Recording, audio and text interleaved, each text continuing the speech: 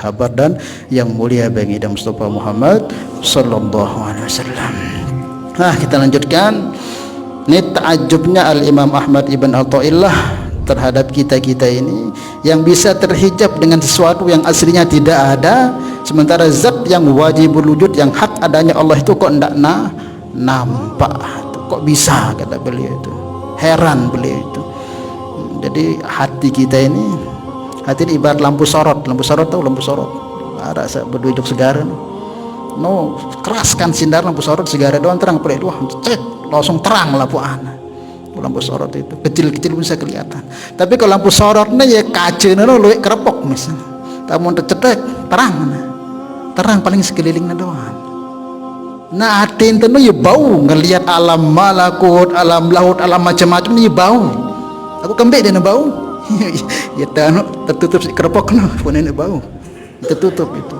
Jika dalam hadis Nabi sallallahu alaihi wasallam sabdakan, "Lau anna syayatin yahumuna ala qulubi bani Adam la nadharu ila malakutis samawati wal ardh." Kalau bukan karena setan ini yang senantiasa membisikkan buruk dalam hati kita ini, kotoran-kotoran dalam hati kita ini, mestinya hati kita ini akan mampu melihat malakutis samawat, alam yang di luar alam kita ini, mampu hati kita ini.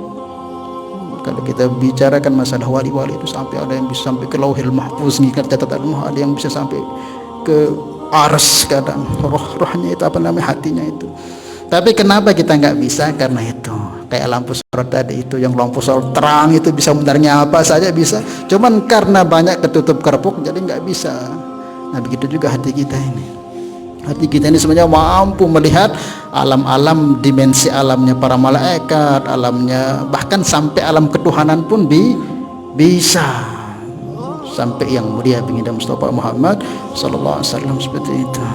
Cuman karena itu sebabnya, karena banyaknya kekotoran hati kita ini, inilah yang menyebabkannya nggak nampak. Ngelihat makhluk ya makhluk toh, lihat makhluk ya makhluk toh. Memang ada nisbatan bahwa ini makhluk, ada diadakan, gerak digerakkan. Nah, itu belum mampu kita paham lagu ndek teman mampu kembek karena banyak dosa yang menutup hati kita. Paham ya? Maka sebagian ulama itu menjelaskan tuh Habib Supa siapa namanya itu, karena ciri orang itu mau diangkat jadi kekasih Allah mesti akan dikasih dulu paham perkara ini. Harus dia paham dulu perkara ini nih. Ini dasar awal untuk jadi wali ini. Di saat kita belum merasakan, makanya ada istilah man aropa nafsahu faqad aropa rabbahu. Kenal diri, maksudnya kenal saya diri teneh. Ya, diri ini harus terkenal. Maka di langkah awalnya beginilah, kita sadari bahwa semua alam semesta tidak ada karena diadakan, gerak karena digerakkan, kuat karena dikuatkan, semua adanya karena diadakan oleh Allah. Terus kita tanamkan itu, kemudian kita jaga akhlak yang baik, kita jaga amal-amal, insya Allah akan jadi kasih Allah. Walaupun terluik ngaji, luik baca kitab lagu di iman terbau sandarkan ini perkara ngelihat makhluk tok ini susah sudah. Paham ya? Jadi inti awalnya kata para ulama, untuk orang itu bisa dekat dengan Allah harus paham ini, ngerti ini masalah. Makanya ada ulama mengatakan kalau sebenarnya cukup hikmah ini saja ini orang bisa jadi wali kalau memang dia betul-betul jaga ini. Ini karena ilmu kesadaran di diri kita, sadar. Paham ya? Nah, masyarakat keaku-akuan, masyarakat ini milikku, ini anuku, dia teman bau. Makanya ada kan penutup kemarin itu ada seberapa sifat yang jika itu ada dalam diri kita itu terbuka ini perkara. Ada 4 itu. Yang pertama, masa pada lupa nih. Bahimiyah, sabuiyah, syaitaniyah, rububiyah. Ini sifat-sifat mesti ada itu. Minimal lamun de 4-nya minimal seki. Yang pertama ada namanya sifat bahimiyah. Bahimiyah ini apa? Bilang jelo pikirannya hanya sebatas tian, kancale bawa tian. Apa tuh nanti dibawa tian? itu tok. Pokoknya pikirnya makan, pikirnya cari duit, cari dunia. Tuh setiap hari. Nah ini susah untuk bisa menjadi kekasih Allah. Karena orang yang sibuk dan hal seperti itu, kalau memang itu jadi tujuan, nanti afatnya itu akan membawa melakukan perbuatan-perbuatan yang dilanggar oleh Allah. Bisa riba, bisa haram, bisa tipu-tipu, bisa minimal akan melalaikan kita kalau kita terlalu sibuk dengan urusan seperti itu, urusan makan masalah itu. Kemudian yang kedua yaitu sifat sabu'iyah, sifat kebuasan. Kalau tadi yang binatang biasa itu bahimiyah ya, kayak sapi, kuda, itu kan kadangnya makan, tidur, kumpul istri, makan, tidur, misi tok. Tidak ada dia pengen mau wirid yang banyak, mau bersihkan hati, itu enggak ada, dia susah. Kemudian yang kedua yaitu sifat sabu'iyah, sifat kebuasan. Kebuasan ini apa? Pokoknya ingin berpuasa kayak singa itu. Dek nemele tersandingi dengan lain. Pokoknya aku paling atas, ante dendek. Kedak, jelab gedak, terus cepat-cepat sakit hati, cepat naik, itu sabu'iyah, itu perlu kita hindarkan. Kalau itu belum kita hindarkan, sebanyak apapun kita ngaji yang seperti ini susah. Latih sedikit-sedikit, bisa, itu bisa. Makanya tasawuf itu bisa dirubah kalau memang kita betul-betul minta berhajat kepada Allah, tahu caranya sedikit.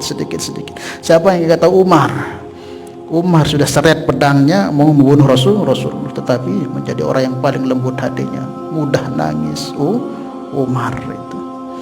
Nah, makanya ya kita sungguh-sungguh saja. Kalau sungguh-sungguh bisa, tidak ada yang mustahil dalam hal merubah hati kita menjadi hati orang yang dekat dengan Allah, mudah bagi Allah, asalkan kita mau sungguh-sungguh. Kemudian ada yang ketiga namanya syaitaniyah. Syaitaniyah ini apa?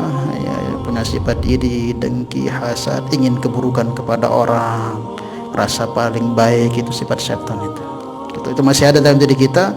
Dia terdeman dengan lamun mau nikmat, maka dia doan mau nikmat, makan dia aku sakit hati, terus milih celakaan dengan tebang dengan ngeni sakit hati, terus milih jahatin orang, terus milih merasa paling bagus. Itu semua sifat syaitan. Jika itu masih ada juga susah. Kemudian yang ketiga rububiyah, sifat ketuhanan. Rububiyah ini apa? Sifat ketuhanan. Pokoknya ndek namele terendahan. Rububiyah ini kan ketuhanan. Inginnya ditinggikan saja, tidak boleh dipotong perkataannya, tidak boleh direndahkan, tidak boleh terjadi dalam diri kita. Itu layak hanya dimiliki oleh Allah. Karena dengan dia namele pokok dendek tegur aku lamun nanti masih kanak-kanak, lamun nanti ilmu masih ngedendek deman kelas kancaku. Itu memposisikan diri seperti itu Tuhan, itu nggak boleh itu. Pokoknya ini mereka kesalahan, wah bukan nanti kanak-kanak misalnya salah anakku. Itu memang itu yang layak seperti itu hanyalah Allah. Kalau kita ini tidak ada. Maka yang benar itu sifat yang kelima yaitu abdiyah. Abdiyah ini kehambaan. Lamun arak kena ante anak bodoh, memang hakikatnya kita bodoh. Kita keluar dari perut ibu kita tidak bisa apa-apa. Walladzi akhrajakum min buti ummahatikum la ta'lamuna syai'. Dan apa-apa anda kena aku bodoh, ada masalah. Memang aslinya sifatku asli bodoh. Teparan kita jelang miskin, dan apa-apa itu hasil kita keluar dari perut ibu itu nggak punya apa-apa. Berdua pakaian, berdua kepeng, dek nara. Kalau mengakui sifat kehampaannya itu, apapun dikata sama orang kepada dia, ya memang itu memang sifat asli, direndahkan, pelupa, semacam-macam. Ya, memang itu sifat asli kita. Nggak akan marah kalau kita mampu memposisikan sifat. Nah, orang-orang yang seperti inilah yang Allah akan buka yang namanya pintu-pintu ta'arufat yang seperti ini, ya istilahnya apa namanya, ma'rifat atau musyahid, orang-orang yang betul hatinya itu rendah. Paham ya?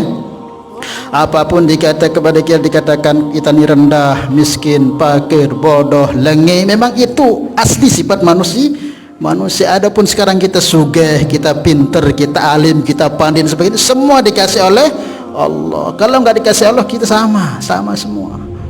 Maka kalau kita ngerti, paham ini, orang mau kata aja kepada kita, ya tidak akan kita marah. Kita memang itu sifat asli. Karena sementara kenapa kita sakit hati marah? Karena kita merasa seperti itu tadi. Oh anakku nih, oh ante nih, awakku nih, sehingga apa? Nggak akan bisa kita mendapatkan ilmu kedekatan dengan Allah Subhanahu wa Ta'ala. Paham insyaallah ya? Nah, ini perlu kita latih, perlu kita usaha.